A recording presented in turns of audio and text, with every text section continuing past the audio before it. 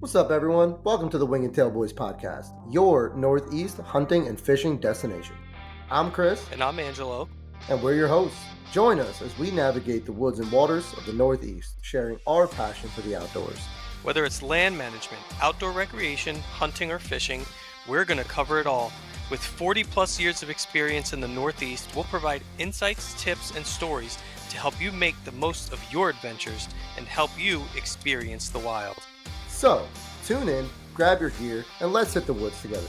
And always remember, success is just a commitment away. How you guys doing today? Thank you again for joining us here for another episode of the Wing and Tail Boys. On today's episode, we're taking a little bit of a different direction here, something never done before. We're being joined by the next up-and-coming country star out of Austin, Texas, if I'm not mistaken, or at least somewhere near down there in Texas. His name is Ben Coleman. He is playing full-time these days. He's got some songs released, and actually tomorrow, the day after the day we are recording this, he has his very first single coming out on the radio. So I'm going to stop talking for a second, and I'm going to let our guests introduce themselves. Ben, if you can, go ahead. Yeah, Chris, thanks, man. Thanks for having me on the podcast. Excited to be here, talk about hunting, talk about music, two of my favorite things. But yeah, my name is Ben Coleman, lifelong hunter, lifelong musician. Live in Dallas, Fort Worth, play all over Texas though. And yeah, been playing music since I was like 7 and been hunting since I was like 7. So those two things have just been passions of mine. Thankfully now I get to do it for a living. And yeah, man. It's a lot of exciting stuff in that regard. But that's awesome. Hunting music, I love that. And I got a couple questions for you, like I'm a fire match you kind of hot. I like it. Craziest thing that ever happened during a live show. What's the craziest thing you've ever witnessed or had happen to you at a live show? Okay. I was playing at a tiny town in Colorado. I used to live out in the mountains of Colorado and Guffey, Colorado. Not to call you out, amazing town, but little bar there, and I'm playing, and there's the bar right in front of me, and people are kind of facing the music, but there's TVs behind the bar, and so I'm seeing the TVs as I'm performing, and then I see porn on the TV. I'm like, this is public. I mean, it's Guffey, Colorado. It's middle of nowhere, but it kind of counts as public, and I was just like, man, it threw me off. I'm like, trying to sing a song, and then there's, porn on the TV. So I would say that's probably the craziest thing. Something tells me there's a song to be written about that in there somewhere. Yeah, it would probably work decently for a Texas country song. That's hilarious. I don't know. Are you familiar with the old artist Jim Croce from the 60s, 70s? Amazing. So a lot of his songs came from experiences that he had doing whatever. Are you familiar with the song Roller Derby Queen? I'm sure I've heard it before. I never remember the names of the songs. I just kind of listen. That song came from, he was doing a show, and before he really became big and started playing like these bigger venues, he would just be going around playing shows at whatever bars would let him play. And he said he did this show one time, and it was one of those bars that were like so crazy, he was behind like a fence, like the stage was like behind a fence because they didn't want people throwing shit at the people on the stage. So he said, they had the TVs playing or whatever, and he finished this show, and he went to go put his coat on, and he like meets this woman. He starts talking to her. He said, she was just this big, this big brolic looking woman, just like, could fend for herself or whatever. And it turns out she was a roller derby person. Like her sport was roller derby. And he's like, oh my God. And he starts taking he took his jacket off and like set it up. And right there on the spot, he wrote a song. And he's like, it was even, the story just kept getting better and better because her husband was a state trooper. So like the whole song is, dude, it's like hilarious. Oh, that's good. I got to listen to that after this. Yeah, and the cool thing about Jim is when you listen to his live albums, the few that he had from before, the plane crash and everything, he tells the stories of some of the songs right before he plays the song. So like when he's playing live, you get the context of where it came from, and then he plays it so you could have like the full story going in your head, which is like awesome. Versus people like the Eagles, right? Who someone asked Don Henley one time, what's the song Hotel California about? And he said, if I need to tell you, I wouldn't have wrote it in the first place. It's meant for you to have it be whatever you want. So it was like really cool to see two different sides of the spectrum where it's like on one side, it's like, yeah, I'll tell you where the story came from. And on the other one, it's like it came from wherever you want, because that's the purpose of music, you know? I love that What's too, because there's like that's I mean that's songwriting. Like you can go down those two different routes. As you know, I know that you think about it probably in the same way as me because I know you're a musician too. But when I write, I've gotten more in love with the less esoteric stuff, which is like the let it be your own imagination, and more with like the songwriting, that's why I love country, because you can write as factually as you want about an exact specific thing, or you can make it a little bit more up to the listener's imagination. Yeah, for I like sure. both styles a lot. Yeah. And the thing is, like, what's really cool about country is like you can kind of write about whatever you want. Yeah. And as long as you tell a story, which I love songs that tell stories, I mean, that's like half of country music, if not more, Yeah. you know? And I love the ones like you listen to people like Brad Paisley or Zach Brown, country artists that aren't just singing about beer, trucks, and dogs. You know what I mean? Like not to sound like an ass, but like so like and I love those songs, don't get me wrong. But Yeah. it's really nice to hear the other side of that, like people who can write about a story and turn it into something that people want to hear. Like that to me is just the epitome of music. Yeah. There's a time and a place and a listener for every different style and of song out there. 100%. Where is your favorite place that you've ever played? Oh man, I don't know. I'm probably gonna forget one. I mean, I like playing right now. I like playing at the Gin. It's a little bar down the road. It's really cool atmosphere. In Prosper, Texas, I like playing at the Rustic, which is kind of downtown Dallas. It's more of a music venue. And I just like going to new towns. Oftentimes, like it might not be even about the venue. It's like I get to go to a new town. I played in Mhm. New Braunfels the other night, and God, coolest little town in Texas. It's like an old German settlement town, so it's super old. The streets are terrible but awesome, of like cobblestone, and they're always getting flooded when it rains like half an inch, and a couple rivers that go through there. Just a badass town. So I like I like the fact that music kind of gives me an excuse to travel, kind Kind of of like takes you places. hunting too. Yeah. All right. Now, Like now the toughest question of the night for you. If you had to pick one and you couldn't do the other for the rest of your life, music or hunting? I've thought about this in my head a lot. It's a terrible question. It's an awful question. It really is, because like it's like which arm you want to chop off, you know? Yeah. It's kind of like, do you want to, like, would you choose being blind, or would you choose, not being able to hear anymore or something? Mm-hmm. Man, I'm leaning towards saying that I would give up music over hunting, Mm-hmm. but That's fair. it's hard to say that. But it's just, ah, they're both do their thing, and it's like they're both therapeutic. They're both, I don't know, man. I don't know. I I think hit him I with the just hard like one. I like that. I would hate to give up hunting because it's like this solitary thing that I can do, and music's so public. I mean, oftentimes public, but man, I wouldn't want to give up that solitary like me time of hunting, unless maybe you were like, well, you can still go out in the woods and do photography or something. Maybe then it would be a different answer. I'd have to ask a Okay. lot of specific questions. Is it like I can never touch an instrument again, or I can never touch a bow again? It'd be tough. That's fair. But look at it like this too. I mean, you put a mouth call in, you can make some music in the woods any day you want. Well, yeah, it's about to You be know? turkey season, about to be firing them up. Except, Dude, I don't know if you saw the picture I posted this afternoon, but I was driving down. So when I got home from like where we live, we don't have a garbage program. So, but we have a community dump. So we could just go to the center of the community, dump the trash, and you go whenever you want as long as it's within hours. and the So I bears aren't packed my, there. I mean, maybe not. But it's always like we don't have that many bear in the community. Like there's one or two here or there, but like no, they don't really bother us.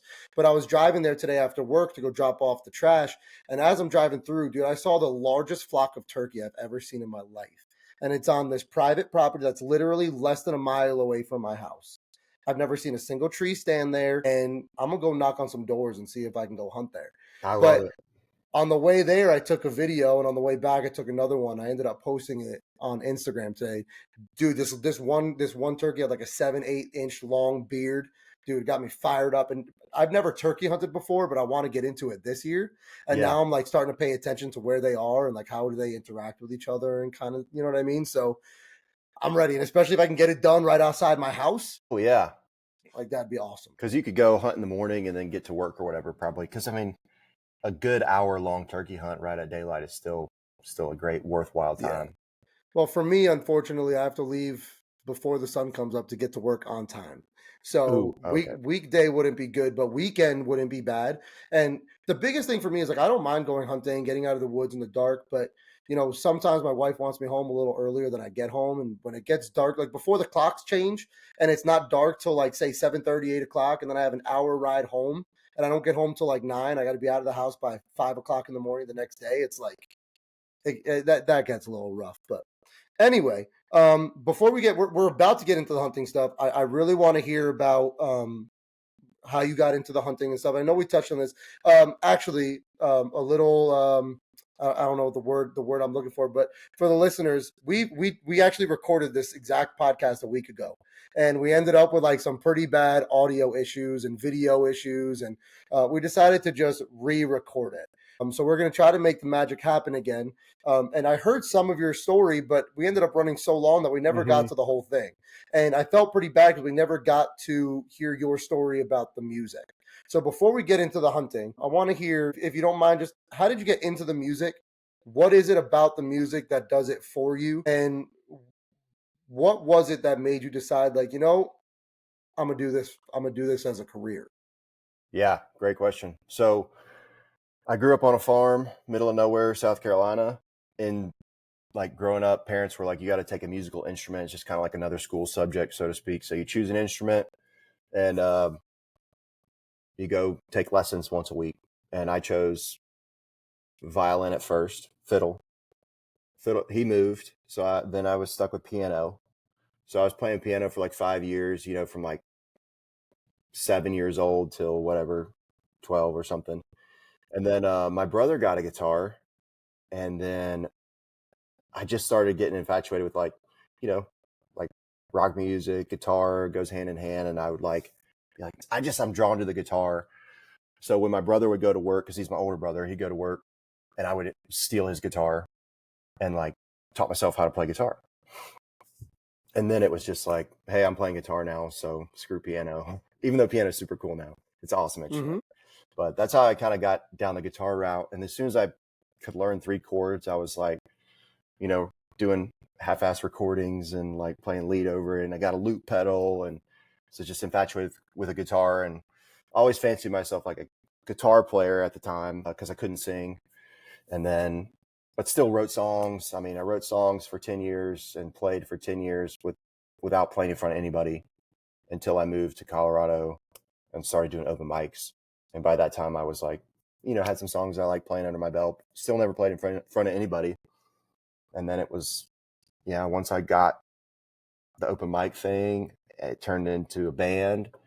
And it was like, hey, this is freaking awesome. And I can kind of do it well enough to get by. And then just kind of snowballs, like with anything, you practice and you get better. So eventually It's like, hey, I can do this thing. And then I always put it in the background as a career. I think just because of the way I grew up and the people I was around, like, I don't know anybody who did that as a career. And it wasn't like, I grew up in kind of a strict family, so that type of music wasn't exactly encouraged. And so, yeah, it really took me until I was like older to kind of just do my own thing with it and not worry about that and be public with it. So yeah, I was like 22 before I played and sang in front of people. Okay. And then sorry, go ahead. And then just through the course of deciding to play more here in the last couple of years, connections and like staying busy playing gigs just turned into enough money to pay the bills. And I was like, okay, well then why would I not put more effort and focus into that? So that's how I think I've been full-time for like 3 or 4 months now. I love that. I love that. And in talking to you for the last couple weeks, it seems like you have that personality of like, yeah, man, whatever. Like, I'll go play live. Like, oh yeah, you want to hang out? Like, cool, let's hang out. You know what I mean? Like, I wouldn't strike you as somebody who had fear of playing in front of people. But it's amazing how sitting there and listening. Like your story is so similar to mine. Like so similar. I have been playing instruments and singing since I was in 3rd grade. I mean, I grew up singing Frank Sinatra in the shower because that's all my dad listened to. My dad listened to my grandparents listened to like Frank Sinatra and Michael Bublé and all those guys. And then my dad would listen to like the Beach Boys and the Beatles and Creedence. And then I Good found stuff. Guns N' Roses and I was like, oh my, this is awesome. Yeah. And then third grade, I started when I went to school. In third grade was the first year you were allowed to play an instrument, but you had to pick a string instrument to start. So the first instrument I learned was violin. I started playing it, and like it was all right, but I was like my neck hurt, and I didn't want to deal with that, you know. So the next year you were allowed to it opened up to more options. You could pick brass Hmm. instruments, you could play drums. I really wanted to play drums. Like I love holding a beat. Like I love I'm always tapping my feet. I got ADHD, you know, so like to slam around on the drums would have been perfect. Yeah. So I go home and I'm like, Dad, guess what? I signed up to play drums. And my mom goes, "You're gonna play drums?" And my dad goes, "What, are you crazy?" And you know, I told you earlier, my dad is an accountant, and he worked for a firm, and then he had his own clients on the side, so he'd have people come to the house during tax season. And my mom was like, "You think you're gonna play drums when your dad's got clients?" I was like, "Are you crazy?" And she's like, "Your brother, we're not buying you a drum set. Your brother's got a trumpet sitting in the closet. He doesn't play it anymore. Why don't you play?" And I was like, all right, fine. You know, so I picked up trumpet. Now, the thing is, I come from a musical family. My grandfather rode trucks, like to make a living. And then he also played in a band. They'd go and play at like weddings and venues and like, you know, smaller stuff where, you know, they'd make enough money. And he was the drummer in the band. So I think that's kind of where like I wanted to play drums growing up. And then my dad played with the band. You know, he wasn't like a steady, but he'd fill in for people or you know just show up and play with them every now and then. And my uncle, my dad's brother, unfortunately, we don't talk to him anymore. But he was the most talented out of all of us. He played in the army band as a trumpeter, and then he ended up making a professional career out of it. He's a music teacher, and he played music for Alicia Keys. Like back in the day, you could see him Dang. playing live on TV. Oh, and it was so cool. So when I picked up the trumpet, it was almost like natural when I started playing instruments. And I get to seventh grade. So now I've been playing from fourth to seventh grade. And I didn't practice a whole lot. Honestly, it came naturally to me. I won't lie. But when I got to music class, I never really learned how to read music. Like I knew how to read music, but I wasn't really, you know. So I asked the kid how to play a note one time. My teacher was like, you know what? If you practice at home more often, you'd know how to play that note. And I was like, yep, I'm done with this shit. I quit the next day and I never played for the school again. Now, you know, like that's seventh grade. And then fast forward to That's a like, I drummer's don't know, attitude right there. 100%. Dude, I'm telling you, I was born to be a drummer and I missed my Yeah. calling in life. But I get to high school and I'm like, I miss playing an instrument. So I picked up a guitar. I ended up doing yard work. My dad like bought me my first guitar kit. And everything I know about guitar, I taught myself. YouTube, videos, books, and stuff. I got 3 lessons because someone bought them for me for Christmas, like my second year. And then from there, I just played myself. But very similar to you, I would never play in front of people. I would never sing in front of anybody. It was always closed off in my bedroom. If people were home, I wasn't singing type of deal. You know what I mean? And then Yeah.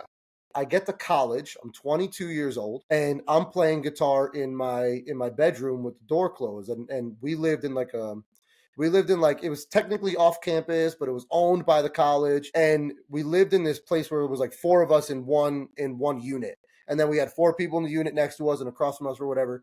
I'm sitting in my room playing guitar one day, and my buddy brings his friend over to like cut his hair, and he like stops the buzzer and he's like, dude, who's playing Red Hot Chili Peppers instrumental right now? And he's like, that's not an instrumental, dude. Like, that's my roommate. He goes, what? He like stopped the buzzer, left the bathroom, came and sat on my bed and just starts freestyling. Never met this kid a day in my life. Fast forward, whatever, like a year passes. We play all the time. We're writing music. We're like having a good time. Oh, that's And he awesome. goes, and he fucking puts me on the spot one day. We're at a fucking party. We're having a party at his house. And he's like, yo, this kid can shred and he can sing. And I was like, yo, you're not doing this to me right now. He goes, no, you're on the hot seat. Let's go. So I pull it out and I start playing Under the Bridge. And from that point on, I was like, all right, this is cool. And then we end up going to this bar in town called Sarah Street Bar and Grill in East Stroudsburg, Pennsylvania. And he called me up on the stage. He was on stage doing his thing. And he's like, yeah, my buddy's going to come and play with me. I was like, what? So I put me on the spot. I couldn't say no. And the second I started playing, I loved it. I absolutely loved it. And from that point on, I played any open mic I could find. And it was amazing. You know, so like our stories are so That is so similar. Like I similar. can't believe that. That You is so know? similar, and it makes me want to give a shout out to like the some of the unsung heroes who like put us on the spot to do things that we wouldn't otherwise do on our own. And Mm-hmm. like there's people like that all along the way, and you kind of forget maybe, but Yeah, like man, they made such a difference in pushing us to do something or giving us that little spark of like doing it in front of people, which then motivates you to do it, practice more, and put yourself out there exactly. more. I used to tell myself like my bar because I was like, I'll do it. I like it. I like to do it. The only way I could mentally cope with doing it in the early days was like, and even still now, it's like I'm like, as long as I'm not the worst person, like that's my bar. It's like as long as I'm not the worst person to sing in front of people, I'm probably not the worst person these people have ever heard. Like somebody else has been worse than me. That's my like, okay, it's all good. Like Yeah. I'm just gonna go do my thing best as I can. I just need a little buzz, man. You get me in front of people, you give me a couple beers, you give me a good buzz, like I'm hopping on. There's no like but I remember I was in college and we used to go to like the bars with my friends and his parents or whatever, and they like we'd go to live shows, like people that they knew. Dude, I got so wasted at the bar one night. I jumped up and I started singing like I get knocked down. But I was and it was like I just literally jumped up and like pulled the mic out of the guy's head. I'm like, whatever, it was a good time. But yeah, so if you're anything like me, you love to customize your bow while always making sure everything is just spot on. That's why I trust Anthony and Chris over at Big D Custom Pro Shop. They're located on Route 15 in Lake Hopatcong, New Jersey, and they have everything you need to tune your bow. And I promise you, you're going to leave there with a smile on your face. So, if you live in northern New Jersey, give my boy Big D a shout for all your archery needs. When I head out to the woods, I have to know that I have the best performing equipment that I can afford. So that way I'm the only variable that I have to worry about. That's why I trust Fire Knock products for all my arrow and bow accessory needs. From arrow components to bow accessories like stabilizers and arrow rests, they have what you need. Dorge won't put anything on the market if it doesn't perform 50% better than what's already out there. So head on over to fireknock.com today to see what they're all about. Now that we got into we've spoken about the music thing, and I think there's a lot of similarities in there that also relate to hunting Hmm. because a lot of people have taught themselves how to hunt, but a lot of other people, grew up in a family where it was kind of just nurtured and it grew within them. And from what I recall, I think that was somewhat similar to your upbringing, right? You had like I think you said you had some private property. You lived on a farm in South That's right. Carolina. Yeah, we did talk about So that a little.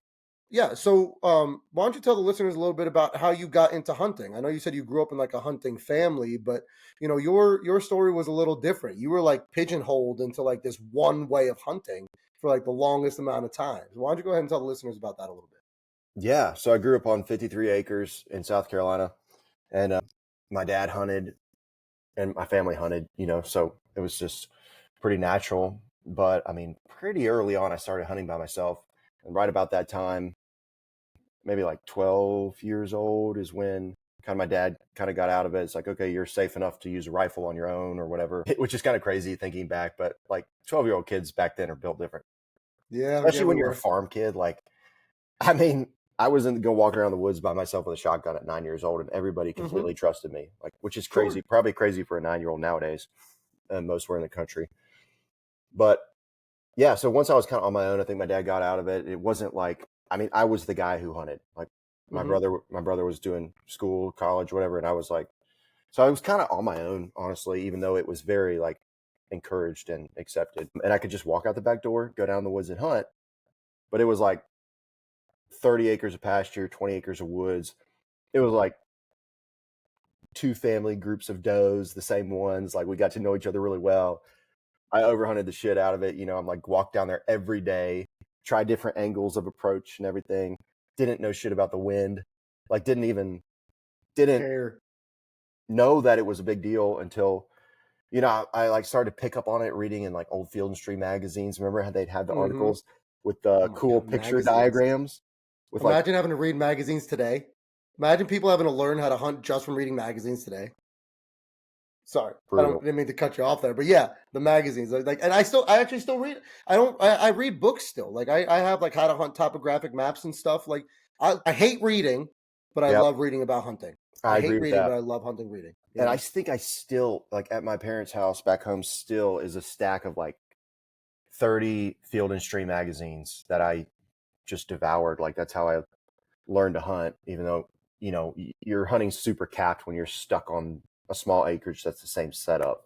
Like, just your hunting knowledge skyrockets as soon as you decide to go hunt public land on thousands of acres in all sorts of different places.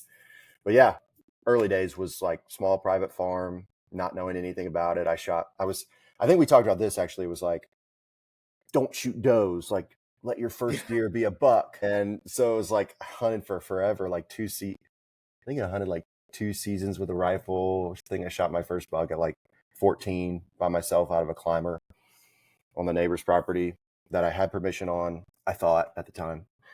And then that's a whole long story. But yeah, and then I got into bow hunting.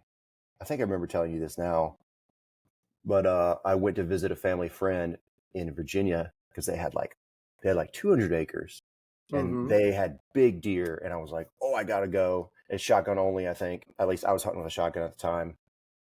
And I go up there, and they got a kid my age, like one of their sons is my age, and we're gonna do the hunting thing. And so, I mean, I'm obsessed. So I'm out there every morning hunting, but he's hunting with a bow.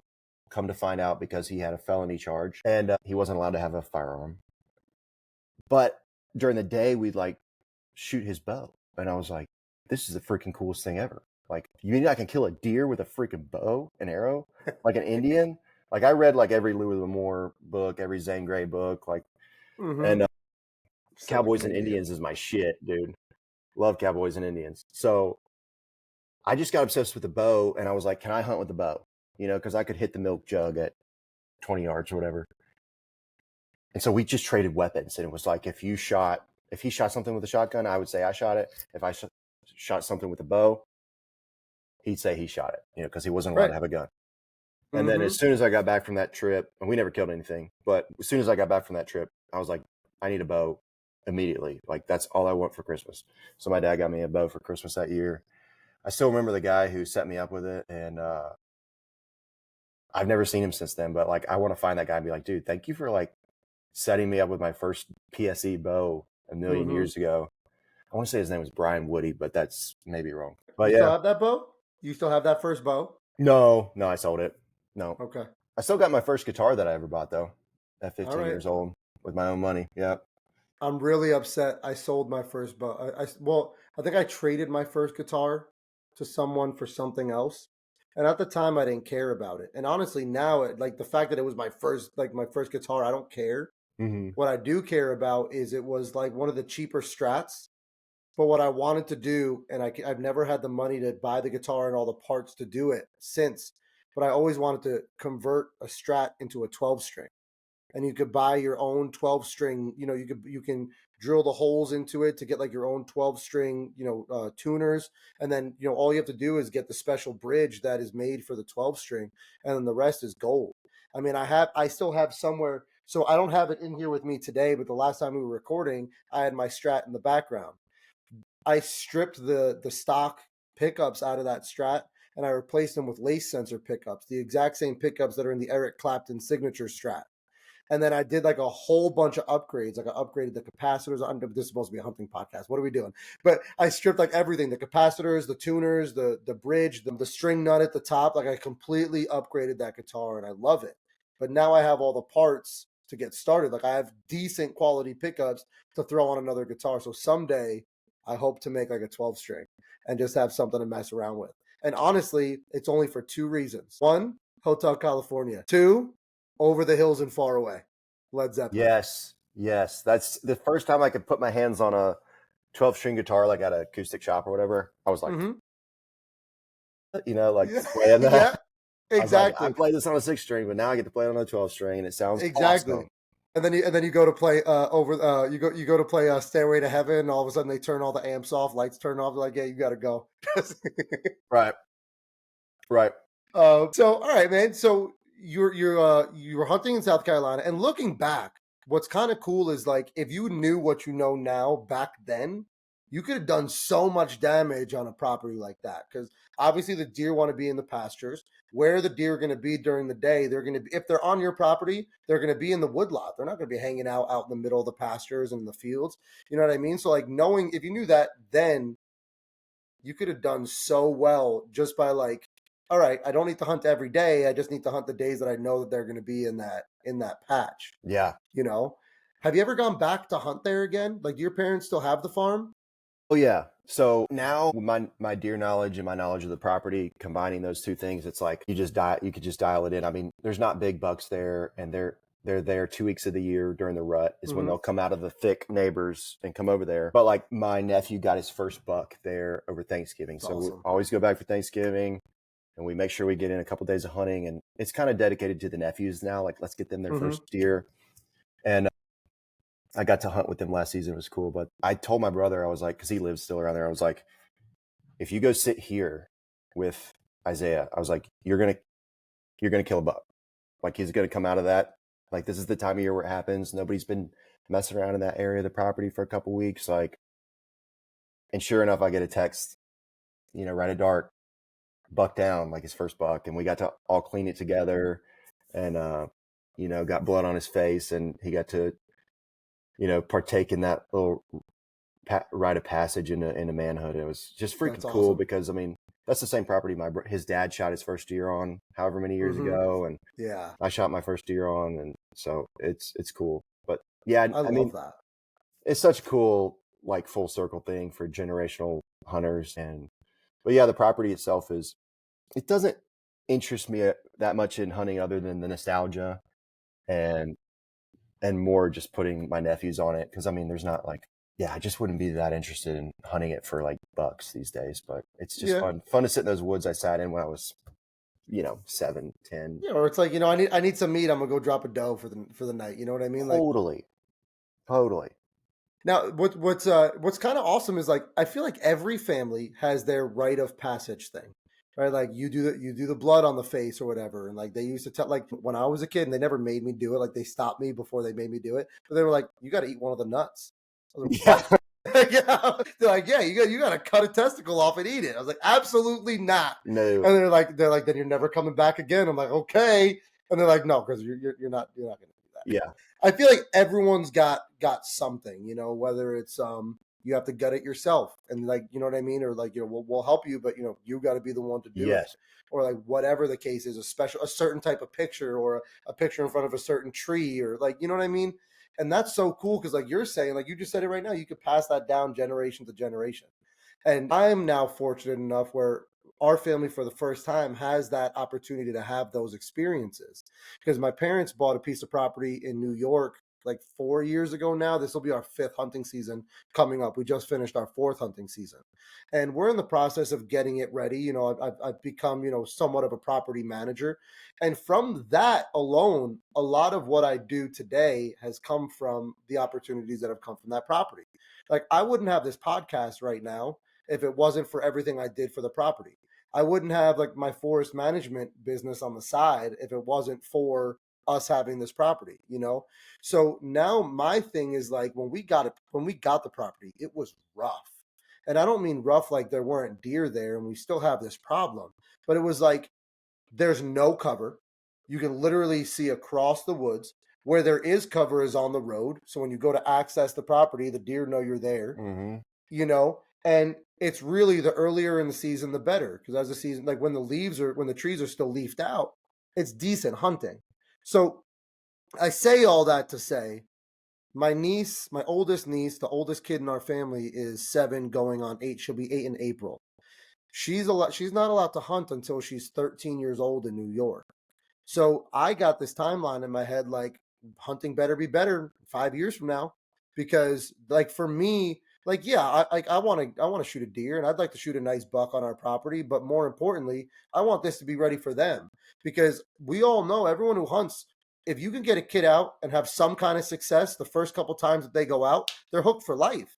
And if they're not, then it's not something that they would have ever been into in the first place. Oh yeah. You know what I mean? And now she has a younger sister who's 2 years old. So I have a 8-year-old niece and a 2 going on 3-year-old niece. And we have our first baby on the way. She's due in April. So 13 years from now, this property hopefully is going to be booming. We've started putting in some food plots. We have like this whole management plan laid out where we're going to have a harvester come in and pretty much reset our forest. If it's not a tree that's perfect, it's going. So like we're literally going to do like a 75-80% canopy opening. We're going to open up the sun to the forest floor. Love it. We're going to kill everything that we don't want or that's going to stop the trees from growing. And then through that, we're going to be able to put in some food plots and some bedding areas. And then as the forest starts to grow back, I'm going to put in my own travel corridors. Like I have this crazy idea and I don't even know if it's going to work, but I imagine it would. Deer go from bedding to food, food to bedding, bedding to water, water to food, food to water. That's their life. Yeah. Bedding, food, water, fuck. Bedding, food, water, fuck. That's Yeah. their life. So There's my some thing safety is thrown in there. exactly.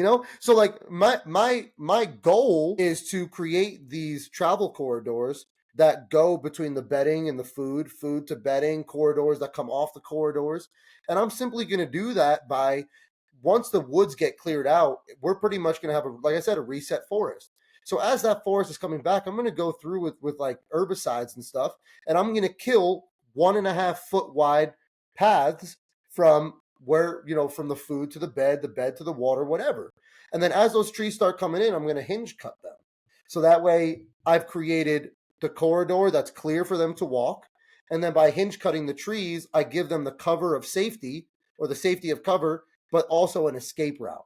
So like my long-term plan is to literally force the deer to move through the property the way I want to. Like literally like I'm putting a house together or constructing a house. That's so fun. Like that's one of my goals long term. I mean, I'm really, really eating up with public land hunting, like fully happy with it these days. But I think a long term goal would be to be where I've got a property where I can do exactly that, because it's just so fun to be able to manage the deer. And I used to do that on my parents' property to my limited ability and degree. Like I put in food plots, right? And I got the tractor and like dished food plots, put clover plots up there. So I got a little taste of that, but it'd be fun to do the real deal like you're doing. That sounds awesome. Yeah. And I mean, and it is fun. I've made mistakes along the way, but the hardest thing I found is it's really hard to get help, and we have 130 acres. So It's a lot of work. it is. So you gotta, prioritize. So like my thing is knowing that we're having the harvest coming through, I have to kill everything first. Like the biggest thing is the ferns. When you have the ferns growing up, they leaf out really quickly early season and they shade out anything that's growing in. So they can't grow. So if I don't kill the ferns off, they're pretty much going to take over the property and we're just either going to have no trees or the ones that do come in are going to be shade tolerant trees, which are typically your non-desirable species of trees.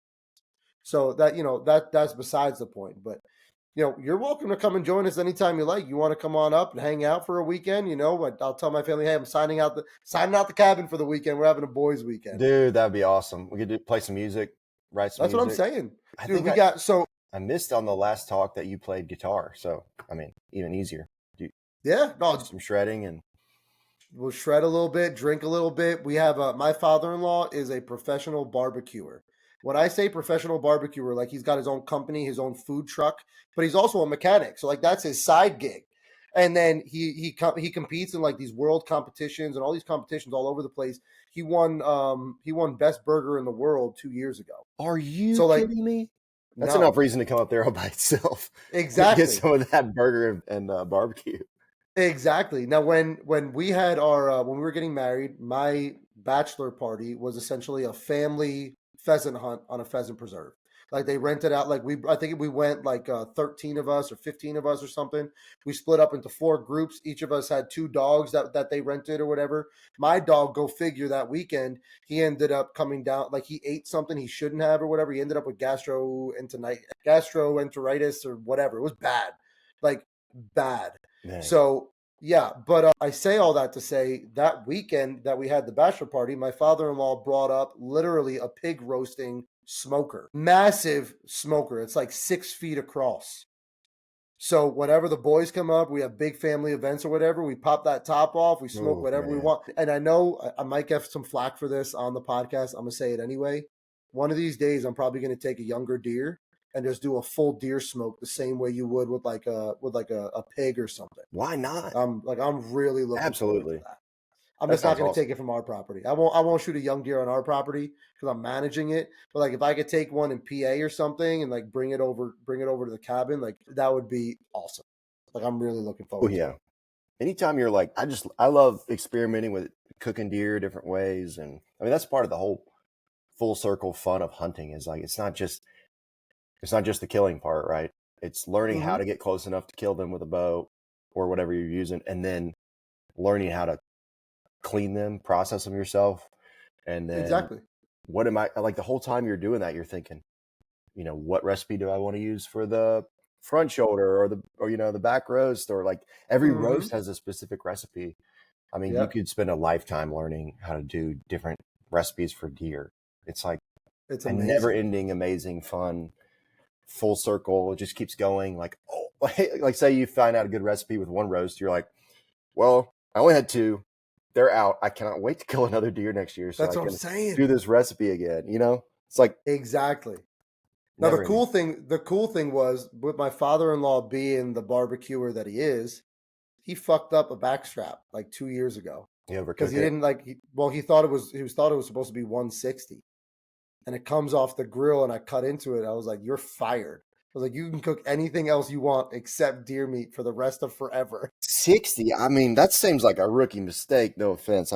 That's what I said. I said, "What is this? A rookie of the week? Like, what's going on?"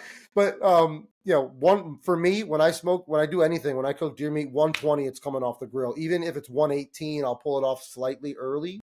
But I do a reverse sear. So I'll smoke like for example, I'm doing a backstrap or like a tenderloin or something. I'll smoke it at like 86 degrees, bump it up to like 180 halfway through, let it just slow cook through, and when it hits 120, I slam it on a hot pan and just hit each side 4 seconds on every edge, seal that in, love the sound. Seal that seal that in, and then from there, like, man, Oh, makes me hungry. I it's know. amazing. Bacon wrap. You ever have bacon wrapped deer meat? Oh, yeah. Oh, yeah. Bacon, dude. That like my life changed when I learned how to do that. I was trying to make a roast one day, and everyone knows roasts are one of the hardest things to keep juicy and tender. They Hmm. dry out very easily. Well, I wrapped it in bacon, like you literally couldn't see a single piece of meat, and I threw it in the oven and just let it slow cook in the oven. And from that point on, cooking it with cooking any meat wrapped in bacon is like my favorite thing to do. Oh, yeah. The Can't only go wrong. problem is you got to use a whole freaking package of bacon every time you cook it, So it's like, but that's all right. So you did your hunting in South Carolina. You grew up, you got your feet wet in South Carolina. You ended up going to Colorado before Texas, right? Like from South Carolina, you hit Colorado, Yes, sir. and you did some elk hunting there for the first time, or had you elk hunted there before that? Have you elk hunted prior to that? First time, man. I literally remember texting my buddy from a magazine article I read about elk hunting in Colorado and that you could just buy a tag and go out there and hunt. And that idea kind of percolated in my mind before I'd ever moved. And I was like, I remember texting my hunting buddy, being like, we can like go to Colorado and hunt elk. Like we can just do it. For some reason, I didn't know that, Mm-hmm. 17 years old maybe. And no, I was probably older than that. But, we didn't have like, or at least I didn't have like internet and podcasts and all these different things in Instagram to like expose you to like the opportunities out there. So I found out about it in a magazine. But when we moved to Colorado, I mean, that was like top of mind. I was like, I'm going to elk hunt.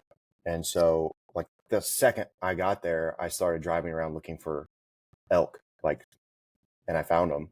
And then I was at a bar, go figure, and I was talking about elk hunting. And I was like talking to this old guy who elk hunted. He's like, "Oh, you elk hunt?" I'm like, "Well, I've never done it before, but I'm gonna." And I was like, I actually drove up today and saw all these elk at blah blah blah. I won't say the name right now. And he goes, this is such a, like hunters will understand this. Is like he's like shh. And he's like shh because I said that name out loud and like Out loud, yeah. and it was like one of his spots that he knew was like dynamite. And so I just stumbled into this from like pre-scouting from the road. And he was like, don't tell anybody that. He's like, I'll take you out this year. That's awesome. Yeah. And so I drew a different unit, didn't have any success, didn't know what I was doing at all. And I phoned him up that season. I was like, hey, we'd see each other at the bar at like open mics and stuff. It was like the same open mic where I first started playing. And he was like, well, come hunting with me. He's like, we'll find elk. And so I was like, okay, because that's way better than walking around the mountains not seeing shit and not knowing knowing that I don't know what I'm doing and just feeling like I'm wasting my time almost. So I go hunting with him, and we like have elk encounters, like bugling. Like I saw like a 4x4, and I was like, this is amazing. Like I just had an elk encounter, and that sounds incredible. I was already hooked mentally, but like then I was like, okay, I'm going with you, and just forever.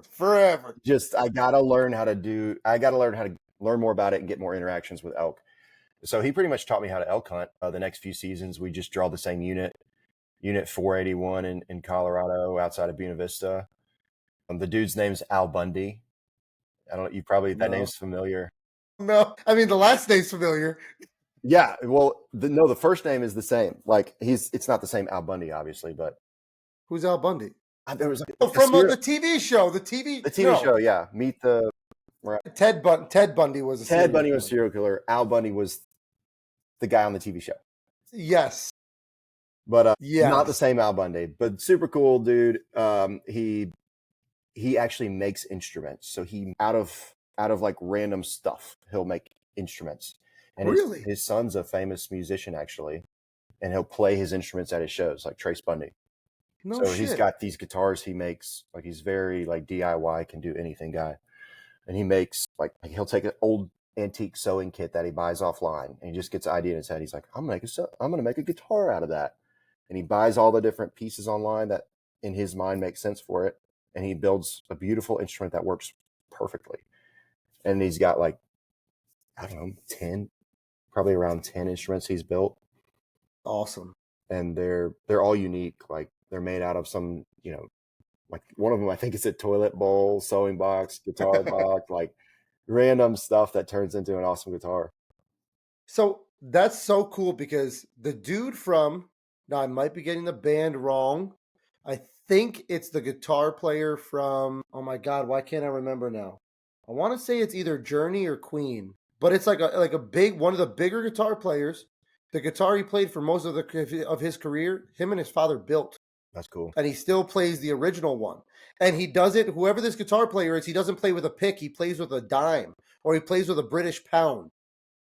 I forget who it is, but he played that guitar for like just about his entire career. And it was the original one that they had built. So it's like, to me, that's incredible. I mean, I'm a big DIY guy. People have been listening to the podcast know that. I like building stuff on my own. I tried to build my own camera arm. Everything worked great, except I couldn't get the swivel to go smoothly, so that didn't exactly work. I basically bought a set of climbing sticks, and everything now on my climbing sticks are non-factory, except for the tube that came with it. Yeah. The tube that it was on is the only thing on there that's factory. Because I just started mixing and matching and kind of doing my own thing. I mean, this office, last time we were on the podcast, this wasn't done yet. But it was all natural, like the natural pine. And I just went through here and burnt this literally 5 days ago. My brother was here this past weekend. That looks awesome. Dude, go to the Instagram when you have a chance. I posted like a time lapse of me burning. It is the most therapeutic thing I've ever seen. I'm not just saying it because I did it, but like I'm burning it. And if you play it in slow motion, you see me. I tried to push the outlet back into the wall so I wouldn't burn the outlet. And I ended up touching the back of it, and I got a freaking jolt, man. It woke me up. My word. Yeah. It woke me up, but it was just like, I love this kind of stuff. You know what I mean? Like I love building things. And now every time I walk in my office, it's like, I did that. Mm-hmm. But that translates back to like the whole forest management, property management type stuff. Like I said, when we got the property, don't get me wrong, there's great deer in the area. Like there's great stock, there's great genetics. I don't know what the hell they're eating because there's like nothing that I would consider highly nutritious for these deer where we are. but man, they're proving me wrong. But it's like the soil isn't the greatest, and the hunting, like the further into the season you go, the worse it gets. So it's like whatever happens from here on, that's on me. And to me, I absolutely love that. So anyway, you got into Colorado, you started going elk hunting. How long did it take you to shoot your first elk? Did you get one that first season you tried? Was it the second season? Man, it's probably, it is common with a lot of elk hunters, this what I'm going to say, but for archery elk. So for archery elk hunting, the statistics are 10% success ratio. So if you go for 10 years hunting, you'll get one elk, and that's either sex. That's not like big bull. It's like Wow. any elk, archery, public land, one every 10 years, 10% success ratio. But you have so many close calls in between that just hook you deeper and deeper and deeper. So it doesn't mean you don't like get into these crazy scenarios every season where you're like, you got a 300-inch bull that you're like in a calling battle with that you draw on. And so I didn't harvest my first elk for 7 or 8 seasons, but in between then I shot 2 other ones, which, you never like the story of not finding one, but shot 2 other ones. I drew on 4 or 5 that we call them the elk gods. Like we call them the elk gods. Like it's the most uncanny thing. It's like whenever a deer comes in range, it's like, I feel like I can always find a way to shoot at it, like pretty ethically. And elk just have these uncanny ways of like coming in and like covering their vitals, like looking out from behind a tree. It's unbelievable the things that happen where like I was 30 yards from a 350-inch bull, and I finally thought I was going to get a shot. I mean, I've been hunting this thing for like 3 hours, like getting close, calling him in, him going away, and comes into 30 yards, stops, and he's right behind like a bush that you just can't shoot, and everything else is open. It's like Everything else is would have been a chip shot, and it's like those things happen almost every season. And so I never ever feel like, oh, I didn't get an elk, like it wasn't successful, because there are always so many close calls with elk, and it's just awesome hunting elk. But yeah, I finally shot. So I shot the cow. And then the next year I didn't shoot one, and then the next year I shot my bull. And then like I'm feeling very confident about my elk hunting skills now. I like tip to anybody out there who wants to elk hunt, just binge watch Paul Medell's elk nut material. Like, he knows how to talk to elk, and like Corey Jacobson and all those other guys are awesome too. But I just started getting really into like learning how to speak the language of elk, and it's so much more nuanced than like turkey hunting. Or turkey hunting, yeah, you're talking to them, but it's not as nuanced as elk. It's a little different. See, what attracts me, or I've never been elk hunting. Honestly, I've never left the East Coast until 2 years ago, 3 years ago. My cousin decided to have a destination wedding in Mexico. So the first time I went to Canada when I was a kid, but I don't consider that leaving the country. Like, we were at Niagara Falls. Like, I could see America. You know what I mean? So the first time I ever left the country was a few years ago. We went down to Mexico. That was great. Awesome experience.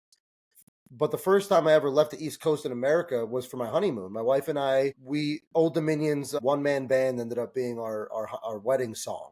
That was like, so like she walked down to a song that she wanted. Oh my God, she's going to kill me if I can't remember it. Frankie Valli, You're Just Too Good to Be True. Can't Take My Eyes Off of You. Right? She walked down to that. I walked down to you. Are you a Jack Johnson fan? Oh yeah. Better Together. Oh, yeah. I found a piano like rendition of it. So we each walked down to our own song, but we walked out from the wedding to one man band. So now after the wedding, we're sitting there, we're trying to figure out where we're going to go on our honeymoon. And she's like, why don't we try to find somewhere cool that Old Dominion's playing? I was like, oh my God, what a great idea. So we end up looking it up, and long story short, we end up in Lake Tahoe. Dude, it was like one of the most incredible experiences of my life. But I will say this, Californians have zero regard for their life. You mean how Have you ever awesome California is? Was that? You mean for how awesome California is as far as like beauty? Well, no, California is beautiful, but I'm saying like, have you ever been to Lake Tahoe? Yeah, yeah, mountain biked around it and stuff. Yeah. Okay, so when we landed in Sacramento. We stayed in Sacramento for 2 nights, 3 days, 2 nights, and on the third day we ended up driving around to the east side. Driving up the east side into I think we were in Nevada, if I'm not no, maybe we might have been in Nevada, right? Because Tahoe, the south end of Tahoe splits between Nevada and California, if I'm not mistaken. I'm not sure. Oh my god, I can't remember. Anyway, that's neither here nor there.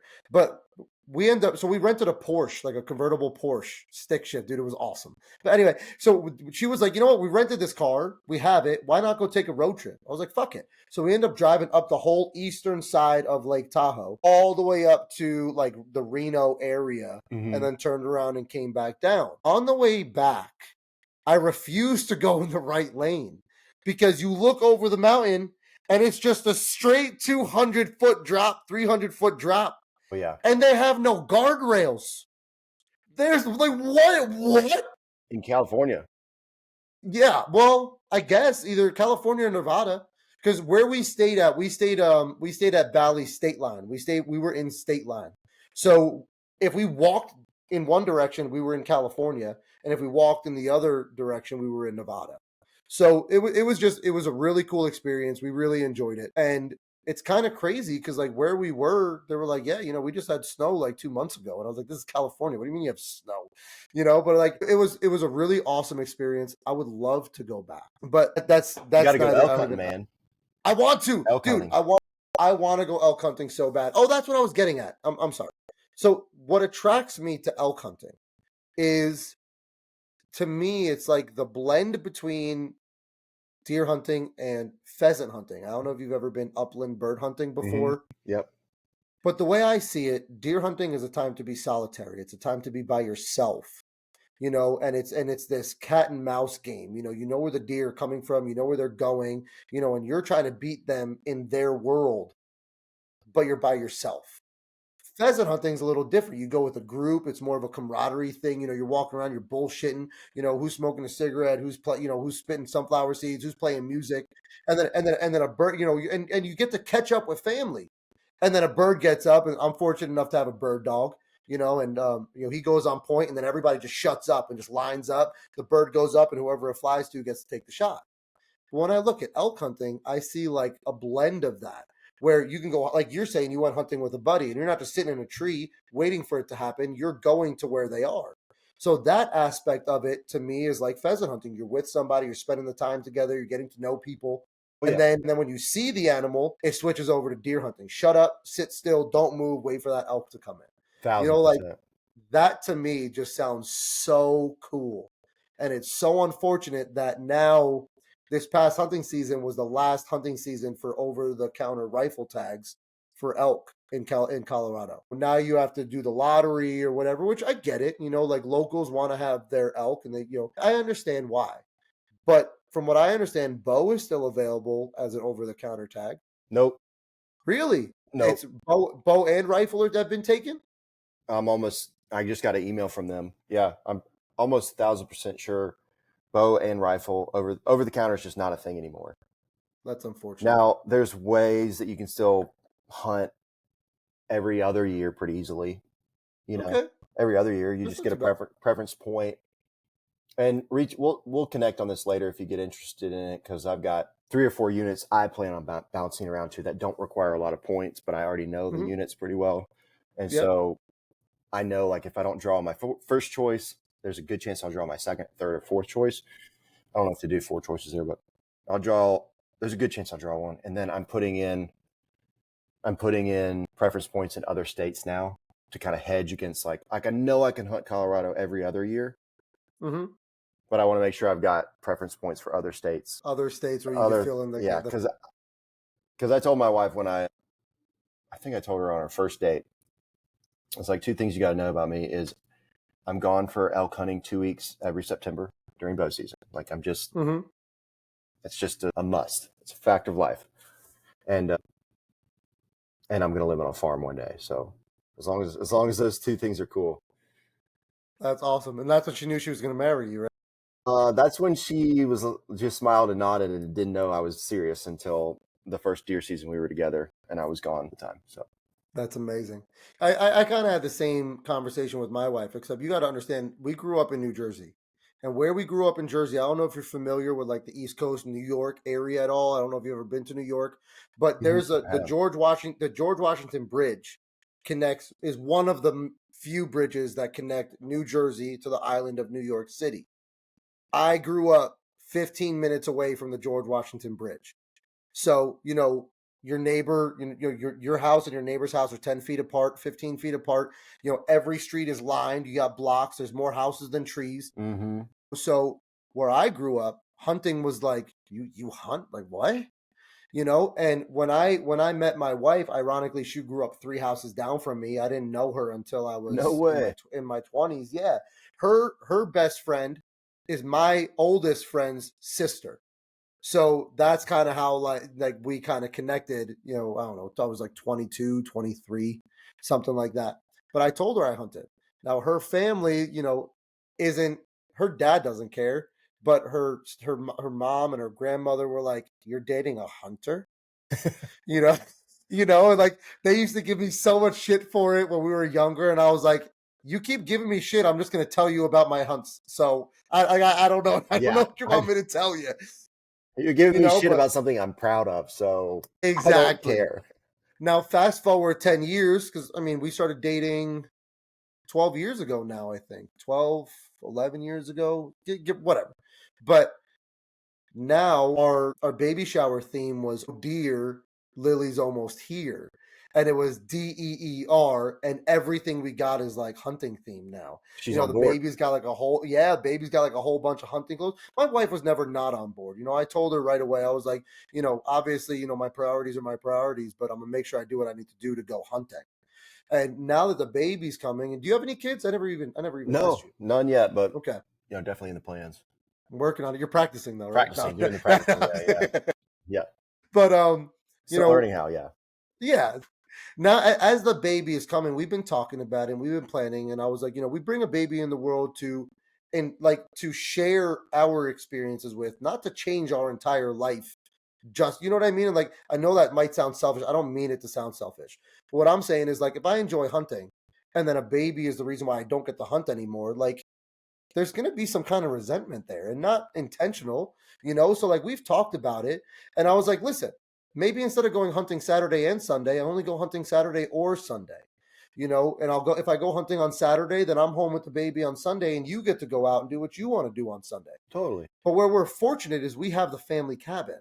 So once hunting season comes this year, she's going to be what, 5 months, 6 months old.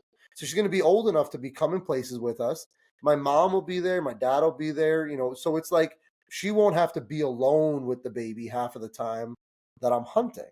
So it's like, it's kind of working out in my favor a I little like bit, it. you know?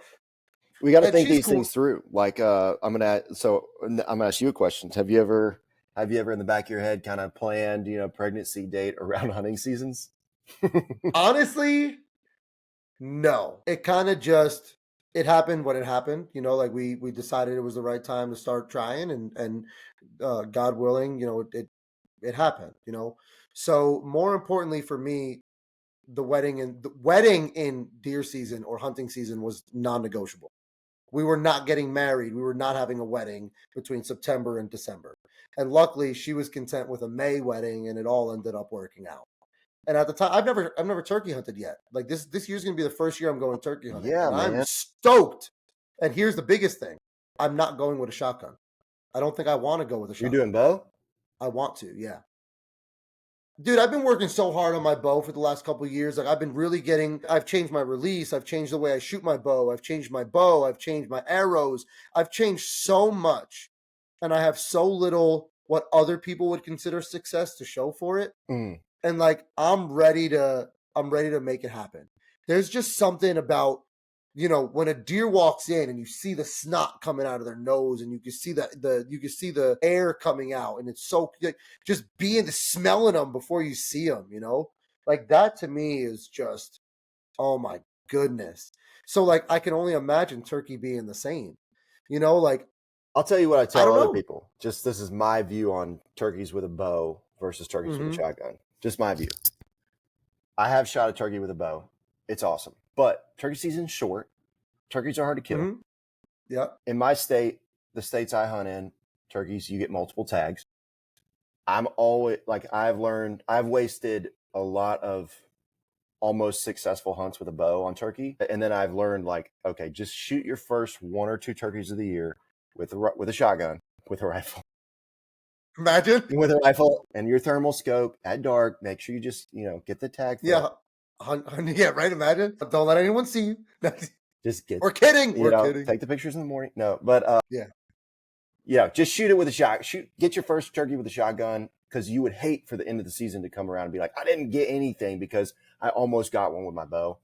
Yeah. Shoot one with a shotgun and then take the bow off the rest of the time. Just because it's so freaking hard to kill a turkey with a bow. Yeah.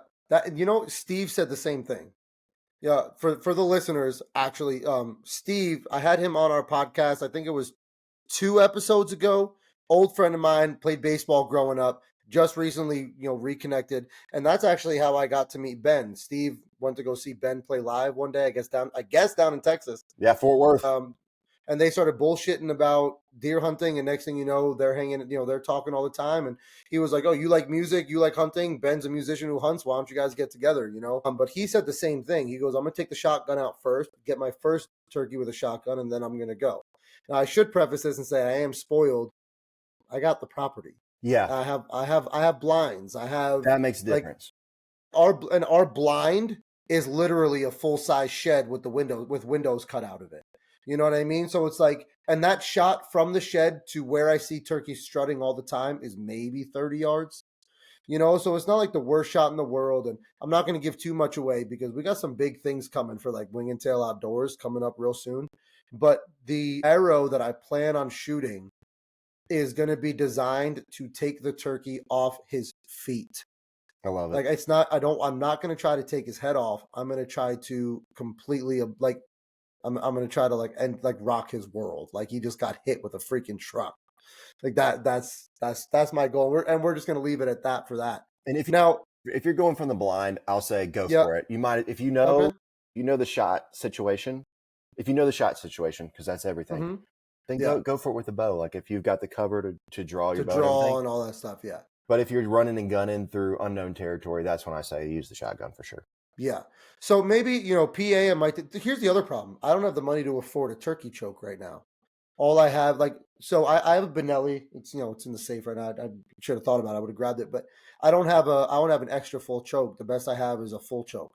From what I understand, a full choke isn't quite tight enough for turkey hunting.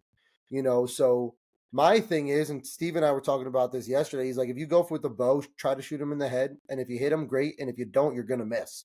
So it's like at least you don't wound and injure the turkey. The one I shot was I shot him just right through the dead center, right through the chest with a schwacker. Yeah, like I do, and schwacker's a schwacker. So what I've heard, the big problem about bow is you can shoot them in the body with the bow because it'll get through the feathers, but their vitals are so tight that you don't have a lot of room for error. Which is why I'm saying the arrow I want to build isn't going to be, I'm obviously going to try to aim for the vitals, but I have a backup plan of even if I don't hit the vitals square on, it's going to cause so much damage that it's just, you know what I mean? It's just, whatever. Now, I really wanted to get into comparing South Carolina to Texas, but I mean, we're already at an hour and 10 minutes. Like this episode is going a little longer. So I'm going to cut the conversation here as far as hunting is concerned. If you have like another 5 minutes or so, I want to talk a little bit about bows and setups and all that stuff. I'm not, and I'm just going to go ahead and say we're going to turn this into a part 2. So if you got some time next week or something, we'll sit down and we'll make a part 2. Yeah, let's. And in that, I would really like to break down Texas, because like Texas is one of those destination hunting places that like a lot of people love to go to. Yeah, you're gonna make me tell people about how good Texas public hunting is. I don't want to give the secret away, but it's been pretty good to me. Texas public hunting is terrible. You just know what to do. That's all. Yeah, that's kind of true. We've been talking a lot about bows, and I actually just recorded an episode with another episode. Have you been catching on to the? Have you listened to any of that Science of Aero Flight series Not that we've been doing? not enough of it. No, Okay, I think I so listened to a little bit of it. no, it's all good. So you and I touched base last time, and you kind of gave me your setup, and I asked him what he recommended you shoot. To be honest with you, and I have a little answer for you here, but I think Heck if yeah. let me see, where is it? It all depends if you want to shoot what kind of arrow you want to shoot. But let's talk about your setup real quick. So you have, I know you shoot a Matthews VXR. Give us the rest. Yeah, so it's a Matthews VXR 31, 31 and a half. It's 70-pound limbs. I shoot, 350 grain arrow. It's 29.5 inch draw length, 80% let off. What else am I missing there? Did you confirm that it was 80? Were you able to find that? I did not confirm that, but I have the bow here. Do we know where on the? I looked on the bow to try and figure it out, but I don't see it on there. I personally wouldn't know. I'm not too familiar with Matthews. Actually, I grew up shooting Matthews, but the last one I had was like the 2012 or no, that's a lie. The 2007, 2008 Matthews Outback Oh, is the nice. last Matthews I had. Does it make a difference? Like, does 80%, 85% make a giant difference? So it depends who you talk to. Think of it like this. So when you have a higher let off, you you have that big drop off at the end of your draw, right? Mm-hmm. So, you go to draw in and you can feel that valley. And once you get past that weight, boom, it just drops in. And it's really nice, you don't have to hold a whole lot of weight.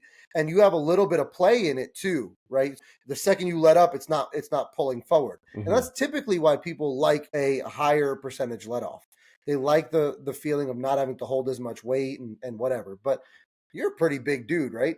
I mean, you seem like you're a pretty tall dude, at least from here. So it's like, think of it like this though. What is it doing to your arrow when you release it?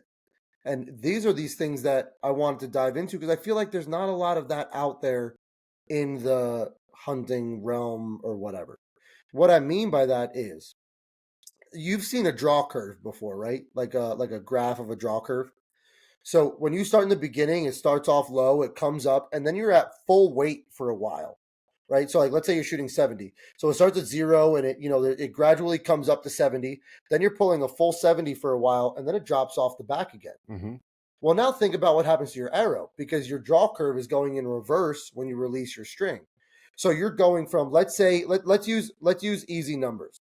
Let's say you're shooting 70 pounds, which you are, and let's say you have a 90% let off. That means you're holding 7 pounds out of 70. So now your bow, when you release the string, it's going from 7 pounds of pressure to 70 pounds of pressure, then 70 pounds of pressure back down to 0. So your arrow is getting compressed a little bit, a lot, and then a little bit again at the end. So your arrow is doing this as it's going through the air. Mm-hmm. But it also causes what they call microflex, which is like, think of your arrow vibrating as it's flexing on a bigger axis or whatever you want to call it. So that's the first issue that comes up with these heavier these higher let offs.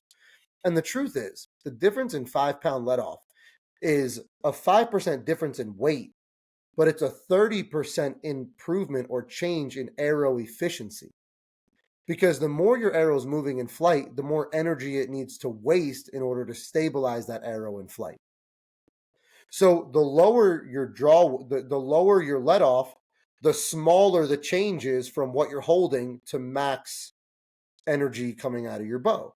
And where that rubber meets the road in a hunting scenario, I believe what we were getting at is like the less flex that has to do in the air, the straighter it's going to be, the faster it's going to find its true alignment in flight. Mm-hmm.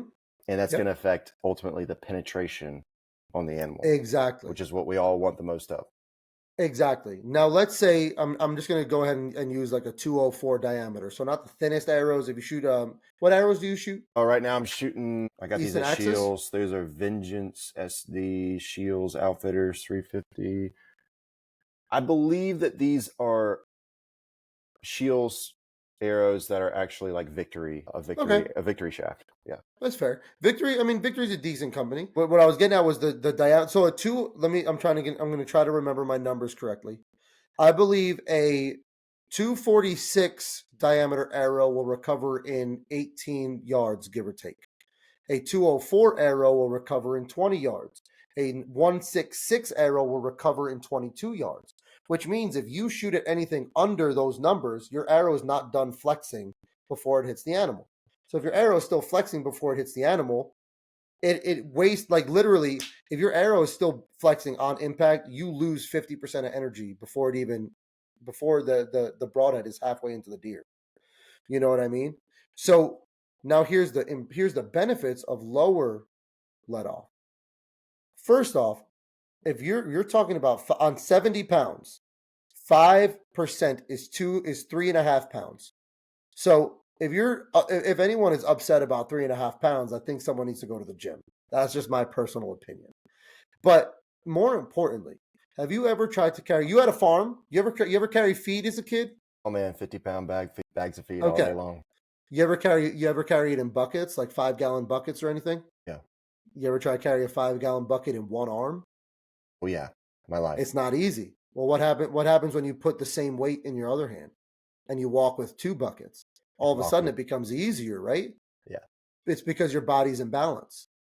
Now, transition that into archery.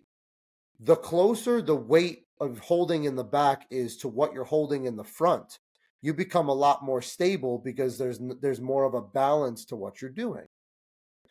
Not only that, the lower your let off, the more your bow wants to jump forward. So what does it force you to do? It forces you to keep your form and stay back because you don't have that play. If you're drawn on a deer and you let up just a little bit, it's going to want to rip your arm forward, and that deer's going to see that movement. There's no way they're not. And the truth is, the difference between 85 and 80% at the range, you take 100 shots, I promise you, you will not even notice the difference anymore. It's just incredible. And I did it myself. I was shooting 85, 90% let off for quite some time. And then I started hearing these podcasts, and it's really what got me interested in it. Like, as a math guy, I love the facts, I love the science, I love the numbers.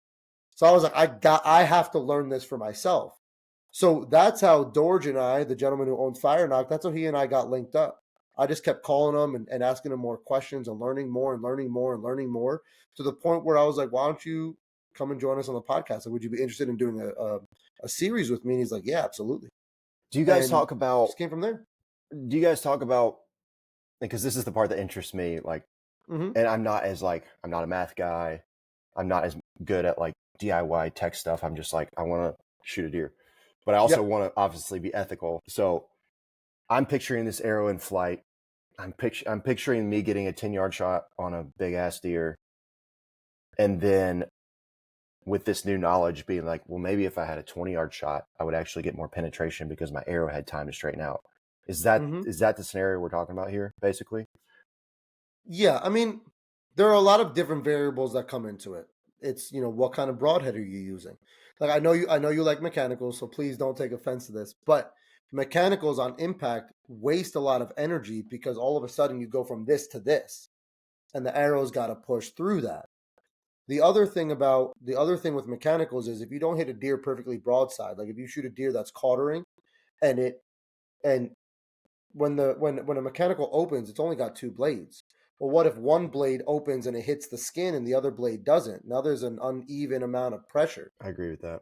And if you're shooting 300 feet per second, you're shooting over 200 miles per hour. You know what I mean? Like, so there's a lot going on there. But with that being said, the broadhead type makes a difference. The weight of your arrow is obviously going to make a difference. But without the arrow recovering, if we're only talking about recovery, like you have 2 of the exact same arrows, exact same build, same weight, same broadhead, the only difference is, you shoot one at 22 yards and you shoot one at 10 yards, the 22 is probably gonna penetrate better. And I don't just say that. Like, if you scour the internet, you watch enough videos, there are people shooting at deer that are right under their tree stand where the arrow only goes in 4 or 5 inches. And with the power coming out of these bows these days, how is that even possible? It's got to be, There's got to right? be some kind of answer to that, right? So that could be an untuned bow. Is the arrow going, is the arrow flying sideways and trying to correct itself? Like, there's a lot of different factors that go into it.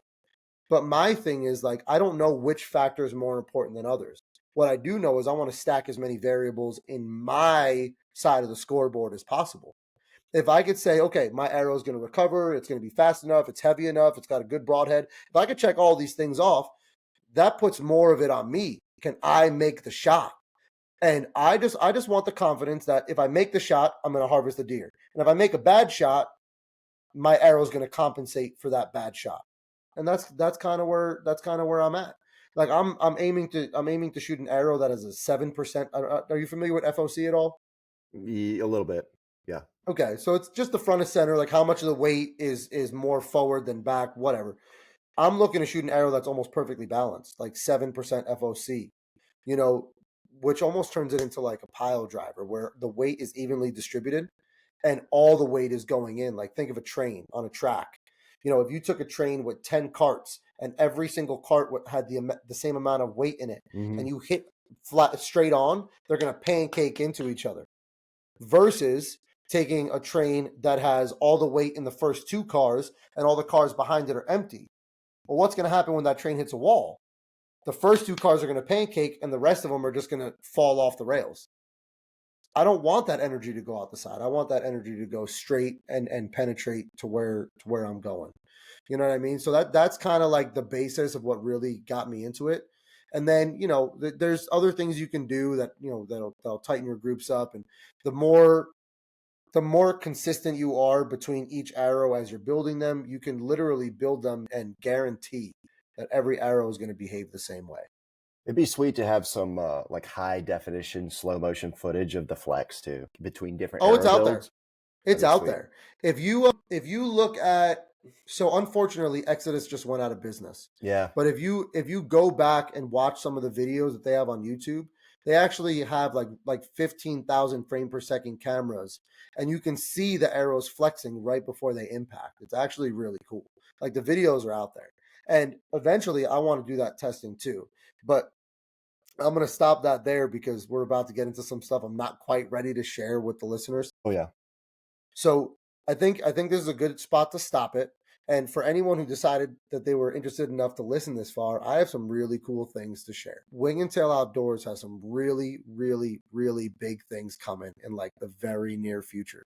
We got some new partnerships coming on. We got some new business ventures coming up. We have different avenues that we're going down.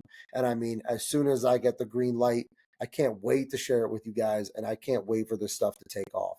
And it's all going to be built around the science. Like I said, I'm a numbers guy. Numbers don't lie.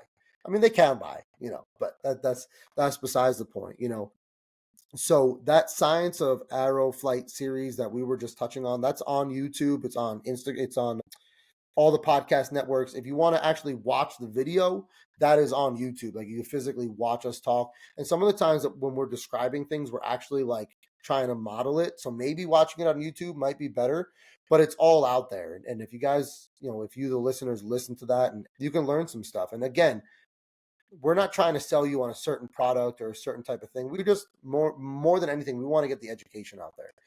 So if Ben Coleman says, I want to shoot a 500 grain arrow with a mechanical head on the front, and I want to shoot a 166 diameter. Cool, great. I just want you to know what that's going to do. You know what I mean? And then if you have the education and you say, I'm okay with that, great, fine. That's your choice then at that point. But my thing is, if you're going to shoot an arrow at a walking, breathing, living animal and your goal is to change that, I feel like we owe it to the animal to at least know what our gear is going to do. Because I don't know about you, every time I'm about to shoot at an animal, whether it's a pheasant, a deer, a rabbit, whatever it is that I'm hunting, for a split moment, I always have the thought of, I'm going to be the reason that this animal is not here anymore. I owe it to this animal to do it right. Mm-hmm. Do you have that thought? Oh ever? yeah. Yeah. That's part of being a bow hunter is like, well, any hunter, but the discipline involved in being a bow hunter is that you can't take the 35-yard weird quartering shot. Maybe you can't do that. You don't feel comfortable. The discipline to wait for the perfect shot where you feel like your skills are going to make an ethical shot rather than just getting excited and flinging an arrow. Like Exactly. that's years in the making, honestly. And in my opinion, I feel like the best shot is the shot you choose to not take. And I've done that before. I had I don't know, this past year actually. I was sitting in a tree. I picked it out in the dark. When I got up there, it was actually a freaking awesome tree. It was like one of the greatest hunts I've ever had. As far as calling and interacting with the deer, it was just amazing. But the first deer that came in, I drew on her and she didn't quite give me the shot I wanted. And I probably could have taken the shot, and I chose not to. And by not doing it, I got to call a few more deer in and had a little bit more fun. And I got a shot at a deer later on in the day, which was it was just a great opportunity. So more than anything, it's all about ethics, in my opinion. Like, we want to do right by the animal, and as long as we're doing that, whether you choose to hunt with a crossbow or you choose to bait or not bait, or you go to a guided hunt or an unguided hunt, like, to each their own. Like, I have things that I'll do and things that I won't do, but the one thing I won't sacrifice is ethics. And if I feel like someone's being an asshole and they're not respecting the animal, that bothers me, and I don't tend to keep my mouth shut about that kind of stuff. Yeah, that's crossing Maybe the I'm line. wrong. Maybe I care too much. I don't really know. But anyway, with that being said, we're at about an hour 25. It's went honestly a little longer than I had expected. But be ready for part two. In part two, what I would really like to do is break down kind of your history with rifles as well as bow. Like, you said you started growing up shotgun hunting. You told us why you got into bow. I'm interested to know if you still gun hunt, because we've only talked about bow recently. Yeah. So I'm really interested to talk about that. But more importantly, I want to hear about we're going to talk, well, not I want to hear, we're going to talk about the difference between hunting private land in South Carolina and then having to learn how to public land hunt on land that you never knew about. Because we've talked about this already, and you ended up finding some really great success on public land, and surprisingly more success than you had on the private land than you grew up on. Totally. So guys, if you're in the Texas area, first off, definitely find Ben's next couple shows, because I promise you're not going to want to miss them. They seem great. I've seen the videos. They seem pretty great. And if you're down in the Texas area or Colorado, Ben's got some pretty good tactics for you. We actually touched on it on the last episode. We just didn't get to it on this one. So we're just going to make a part two. So if that's something you're interested in, definitely tune in next week. I'll make sure that I post these 1 week after the other, and that'll be awesome. So do you have anything else you'd like to add today? No, man, thank you for having me on the show. Like I said, I'm excited to talk more hunting next time and get into the nitty gritty of the hunting stuff too. And in the meantime, like you said, if you're in Texas, look me up on social media and come to a show. I'd love to meet you.